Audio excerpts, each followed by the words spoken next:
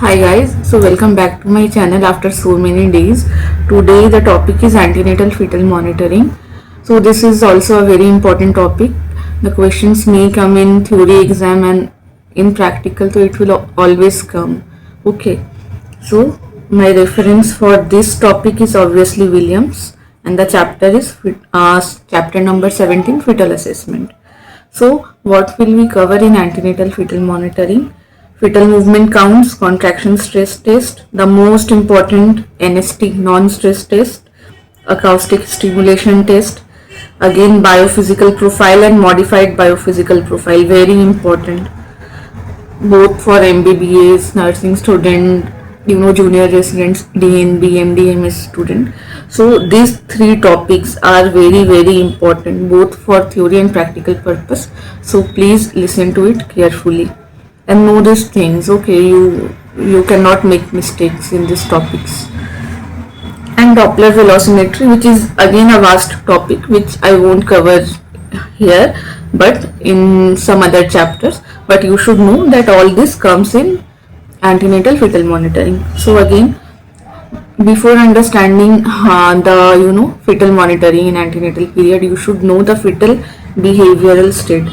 So in what states fetus can be when you assess the fetus in antenatal period. So in the various stages are stage 1F, 2F, 3F and 4F. Okay, so 1F is quiescent state, which is a state of quiet sleep. So fetus will be sleeping in this state, and in the the fetal heart rate, as our heart rate, it's not a straight line, it oscillates. Okay, PQ, RST waves are there. So fetal heart rate is also not a straight line, but it also oscillates, and during this state there will be narrow oscillatory bandwidth of the fetal heart rate.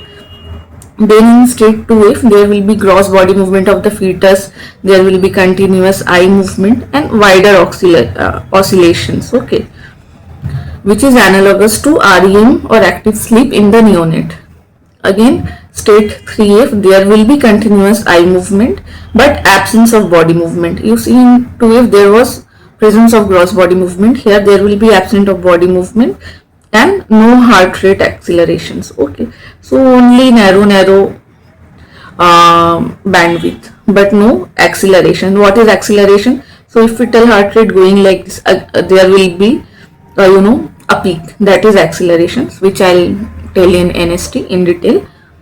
In state 4F there will be vigorous body movement, continuous eye movement and heart rate accelerations, which corresponds to the awake state in newborn. So why you need to know this? Because when you do NST or any other fetal monitoring, you might not always get what is called as reactive test or normal test, because not always because there is some problem, but because our fetus can be in sleep state or quiet state. So because of that you need to know all this state. And fetal sleep cyclicity varies from approximately 20 minutes to as much as 75 minutes. So you can get a negative test or not a normal test up to 20 to 75 minutes, but if it persists beyond this time period, then obviously there is some problem. Okay, and that is not due to fetal sleep. And in 75% of its time, fetus stays in state 1F and 2F. So fetal movements, again fetal movement can be weak, strong and rolling, and many patients come when they are nearing term in their third trimester, like they will say, okay, yesterday, like 2 weeks before, I used to feel many fetal movements, but it is decreasing. Why it decreases? Because of decreasing amniotic fluid and space. Fetus is becoming bigger, gaining weight, and also amniotic fluid is maximum at 32 weeks, then it declines in amount. So mother will feel less movement because baby is getting bigger and the amniotic fluid is decreasing in amount. How do you quantify fetal movements? You can quantify it by dynamometer. You can visualize the fetal movements with ultrasound and subjective maternal perception, which we use and which is very important. Okay, both for us as a doctor and more important for the mother to feel that their babies are safe. Okay.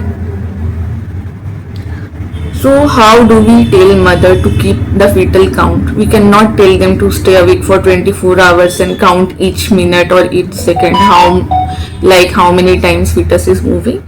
So there are some methods. Cardiff count to 10 method and daily fetal movement count, which is more commonly used. Okay. So Cardiff count to 10 method is when we tell mother after daily meal you rest on the left side, while left side because of dextral rotation of the uterus, if mother lies straight or on the right side there will be supine hypotension or something. So because of that we tell mother to lie on her left side after a meal and count fetal movement and record the time period which it takes to feel 10 fetal movements. So if it is 12 hours and the most important thing is count of more than equal to 10. If it takes up to 12 hours it is normal, but you see it is 12 hours, it will be cumbersome for the mother. So the more flexible and more comfortable method for a mother is daily fetal movement count, which is also known as Sadowski method. Okay. So we tell mother that after each meal like breakfast, lunch and dinner to lie down or to walk by keeping hand over the abdomen or sit or whatever she does, just to perceive fetal movement for 1 hour each after each meal, that is for up to 3 hours, and she should feel at least 3 to 4 movements in that 1 hour. So it amounts to more than equal to 10 in total 3 hours and after 3 meals, which is normal. But if she feels less than that, then that is obviously very abnormal and she should report immediately to her nearest hospital because of decreased fetal movement. Okay. Now contraction stress test. It was used earlier because of availability of NST machines in many of the labor wards or in many hospitals. We don't use this test nowadays. So what is the principle of oxytocin challenge test or contraction stress test? The principle is that, it can come as a short note. Antenatal fetal monitoring can come as a long question also, or each of this topic can come as a short note. So I have made the presentation in such a way that you can take notes out of this and you can write like this in exam. Okay. So it has taken me lots of efforts and I have made this presentation. So please make use of it and understand the topic, which is most important. So the principle is that contraction causes temporary reduction in uteroplacental blood flow. There is uterine contraction, so there will be compression of blood vessels. So there will be reduction in blood flow to the fetus. A healthy fetus can tolerate this short decrease in blood flow, which leads to short decrease in oxygen. But which is a compromised fetus, like growth restricted fetus or any other compromised fetus, and if there is placental insufficiency, already the blood going to fetus is less, and if we do this contraction testing, again the blood which will go is lesser than that what was already going, then there will be signs of hypoxia, which will be shown as late decelerations in fetal heart rate after contractions. Okay. So what is the purpose? The purpose is to see, basically it is to see if the fetus can tolerate labor and if there is any uteroplacental insufficiency. Okay. And it requires 90 minutes to complete. So what are the indications? You don't do this for all the patient. As you have seen in your labor ward, we don't do this for all patients. So in which kind of patient it was done earlier? It's not done nowadays. So it was done after 34 weeks in patients with IUGR, intrauterine growth restrictions, in postpartum pregnancies, or in patients with diabetes mellitus. It was done in patients with hypertensive disorder, renal disease and placental insufficiency, and in any other high risk pregnancy where we thought that some sort of fetal compromise is there. Okay. And what are the contraindications? So for every topic you should know indication and contraindication. Contraindication was preterm labor risk. Like if you are giving oxytocin, you are giving contraction to the uterus, so there is risk of initiation of preterm labor. And suppose already baby is at risk, like in IUGR, baby is already growth restricted, and if they are born more prematurely, then that is an additional risk for the baby. So in those cases we should be avoiding this. So in preterm labor risk, in placenta previa there is risk of torrential bleeding, in previous classical cesarean there is risk of uterine rupture, in multiple pregnancy again prematurity and labor, and in uterine scar surgeries because of risk of rupture. Okay. And what were the things used in contraction stress testing? So first is low dose oxytocin infusion. Oxytocin, it acts on the oxytocin receptor present on the uterus and initiates uterine contraction. So we make oxytocin infusion in diluted form, and we start it at the rate of 0.5 milliunit per minute, and we double the dose every 20 minutes until a contraction pattern is established. Okay. And other is nipple stimulation test, which leads to natural oxytocin release. And how do you monitor the fetal heart rate? By cardiotocography. This is another method of intrapartum fetal monitoring, which I will tell you in subsequent videos. So you monitor the fetal heart rate and you monitor the uterine contraction. By CTG machine you can monitor both simultaneously, and then you observe the relationship between fetal heart rate and contractions.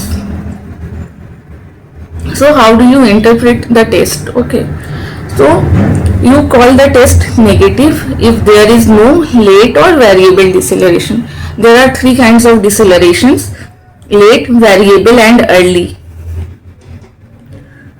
So early decels are not bad, but late and variable decels are bad. I will teach you what is early, what is late, what is variable decelerations. Already you should be having some idea, but I will teach you in details in subsequent videos. So if there is no late or variable decels, we call it as a normal or reassuring test, and the interpretation is that the fetus can tolerate labor. But if there are late decelerations in 50% or more of uterine contraction, then we call the test as abnormal, means there is some sort of uteroplacental insufficiency. Test is suspicious if there is intermittent late decels or significant variable decels, then we need to repeat the test. But if there is hyperstimulation, what is hyperstimulation? If there are contraction every 2 minutes, means 5 or more contraction in 10 minutes, then we should stop the oxytocin and abandon the test. And if there are less than 3 contractions in 10 minutes, then it is inconclusive. Okay, so this is how you will interpret, and it makes a short note. You should be able to answer if it comes. Why it is less commonly used now? Because it is time consuming and it can trigger labor and lead to preterm onset of labor, which is not good for baby most of the time. And because of availability of biophysical profile and Doppler studies, which we do by ultrasound machine, and these are safer and more commonly used nowadays. Now the most important topic, NST. Okay, so this is a method of antepartum fetal surveillance that records fetal heart rate and its variation with fetal movements without applying any stress, hence the name non-stress. In earlier topic, contraction stress test, as the name suggests, there was a stress induced by oxytocin or nipple stimulation, but here there is no stress. And what is the principle of NST? A healthy, well-oxygenated baby will show a transient acceleration with its own movement. An absence of any acceleration may indicate fetal hypoxia, acidosis or sleep state. See, sleep state. Presence of acceleration indicates a healthy baby, but absence of acceleration does not always indicate a affected baby. So baby may be in a state of sleep. And what is the purpose of NST? To check if the fetal heart rate increases when the fetus moves, which indicates good oxygenation and neurological health. Means the autonomic pathway of the baby is has developed well and is not affected. What are the indications for NST? We use it as a routine antenatal surveillance in high risk pregnancies, like in mother with diabetes, hypertension, IUGR, or post-dated pregnancy, to detect fetal distress early and guide any further management. Currently, it is most widely used and it is a primary method of testing for fetal well-being. Okay, it is easier to perform. You must have seen NST machines in labor ward. It is easier to interpret, and it is represented as graph. So it is a graphical representation. You can see it and you can interpret and you can manage accordingly. You can, it is used for, early detection. If anything is going wrong, it will be shown in fetal heart rate, and you can detect it early and you can manage the delivery early, and you can give a healthy baby to the healthy mother. So please know this topic well. And how do you do this? You place the mother in left lateral or semi-recumbent position.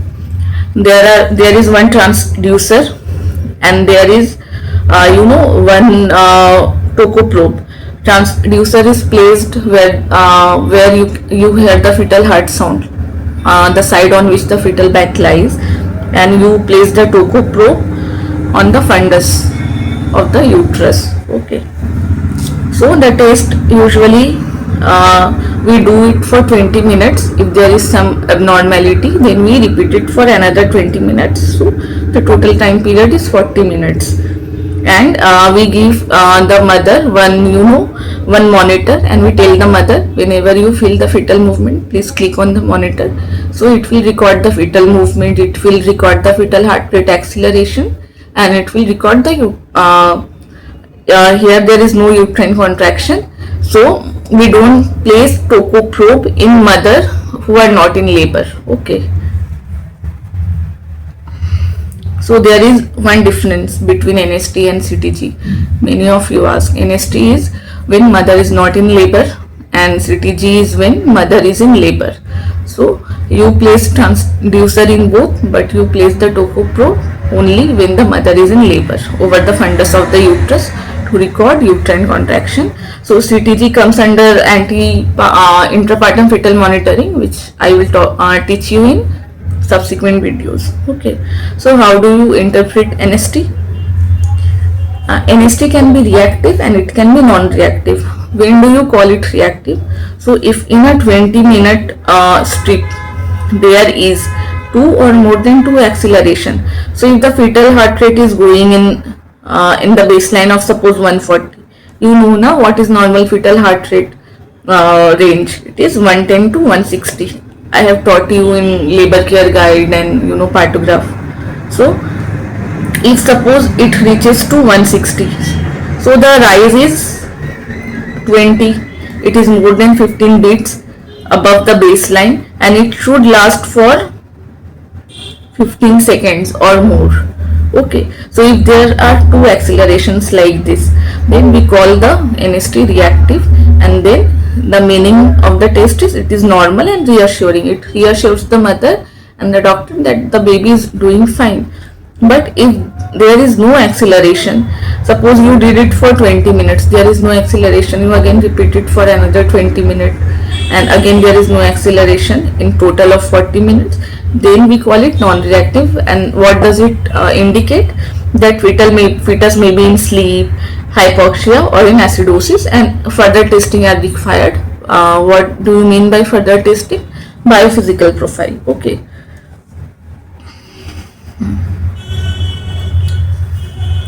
See, the fetal heart rate, accelerations, decels, and bit-to-bit variability, it is mediated by sympathetic and parasympathetic impulses from the brainstem centers of baby, of the fetus.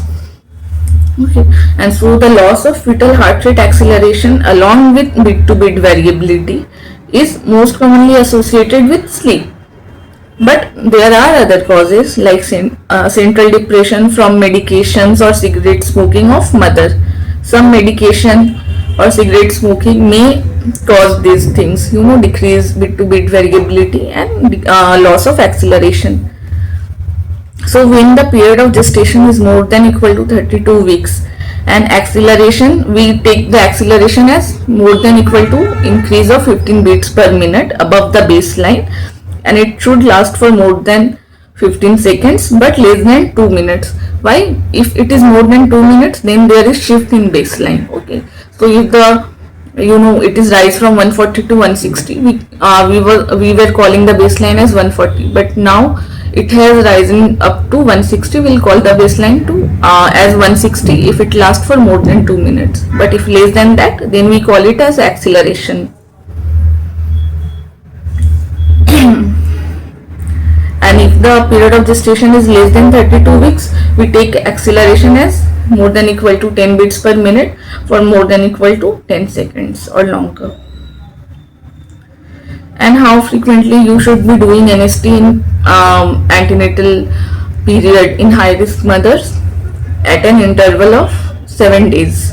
Okay, you can do it more frequently in more high risk, like in postpartum pregnancies, in multifetal gestations and all.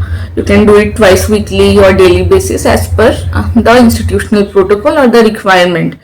And the negative predictive value is 99%, means if NST is reactive, then there is 99% surety that baby will be staying fine till upcoming 7 days. Okay, so it has high predictive value, it is easier to do and interpret, so we use NST nowadays instead of contractions testing in mother with high risk pregnancies. So I have made this charts and table for difference between NST and CST. It can be asked in your exam in practical mostly, so please go through this.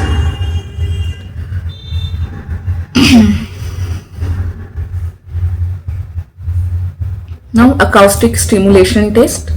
As you know, acoustic stimulation means sound stimulator. So there is a commercially available acoustic stimulator is positioned on mother's abdomen, and a stimulus is given for 1 to 2 seconds, and it might be repeated up to 3 times and up to 3 seconds. Okay, a positive response is when there is appearance of acceleration, and what is the disadvantage?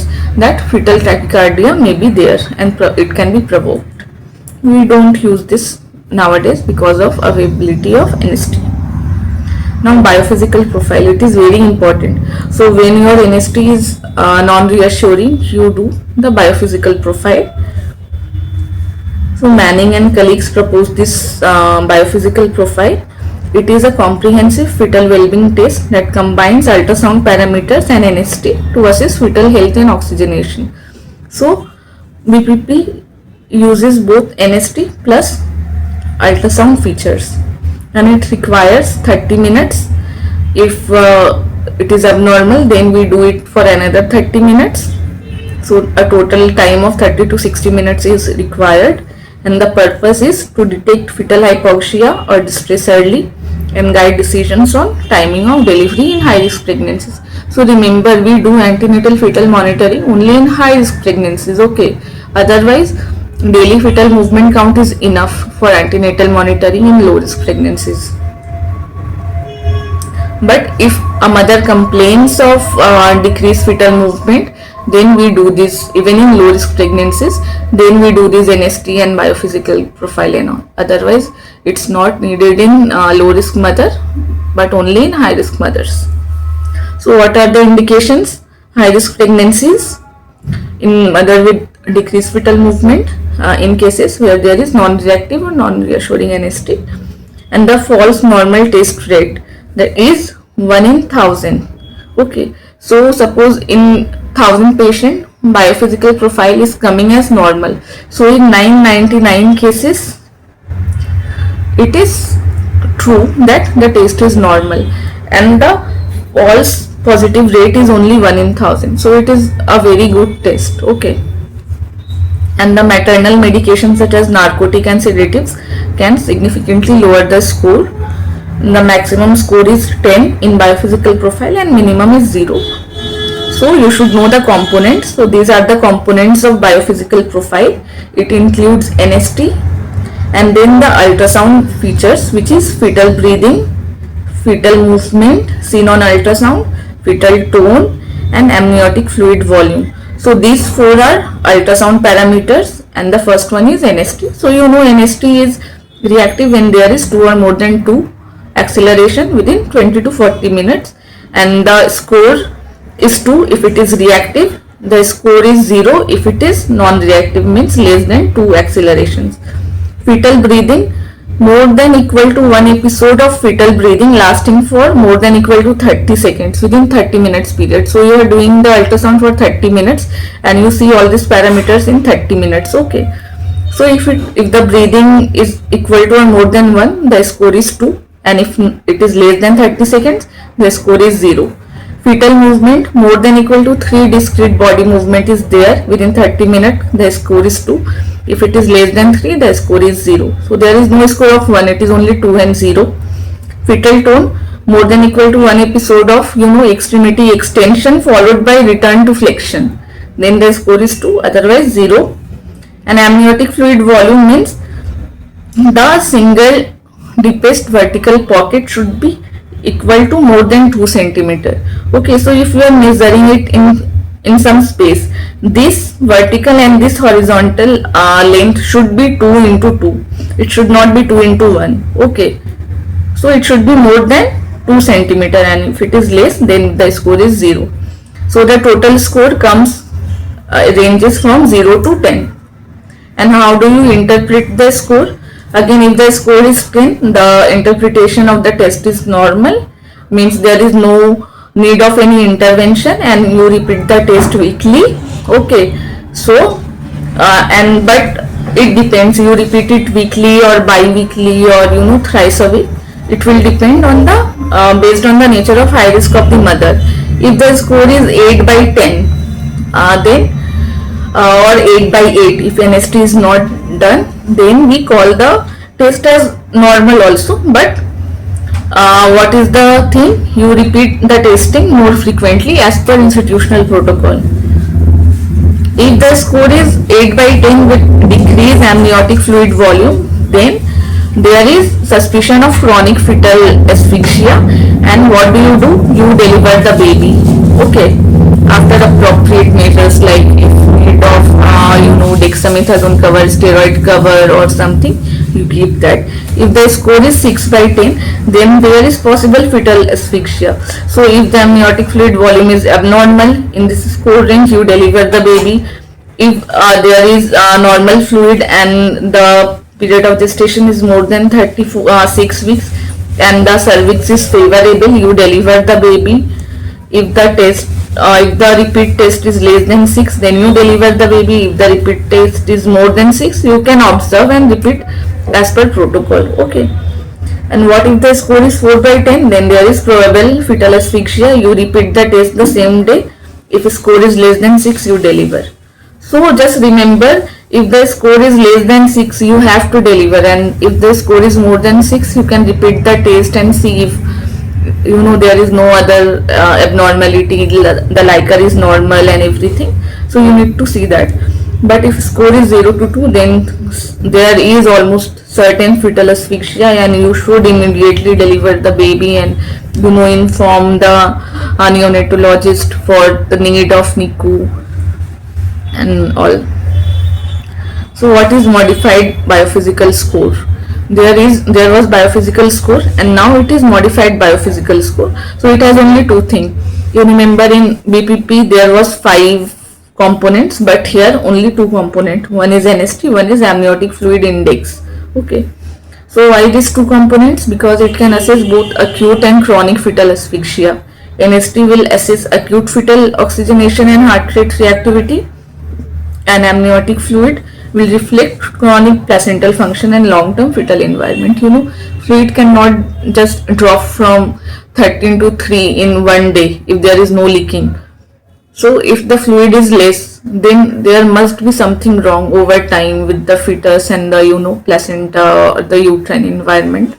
So this test is less cumbersome, means less time taking, and it can tell you both about acute and chronic condition of the fetus. So what is the rationale of this test? That NST and AFI correlate more strongly with fetal outcome, and it is a simpler and faster method, and the false negative rate is 0.8 in 1000.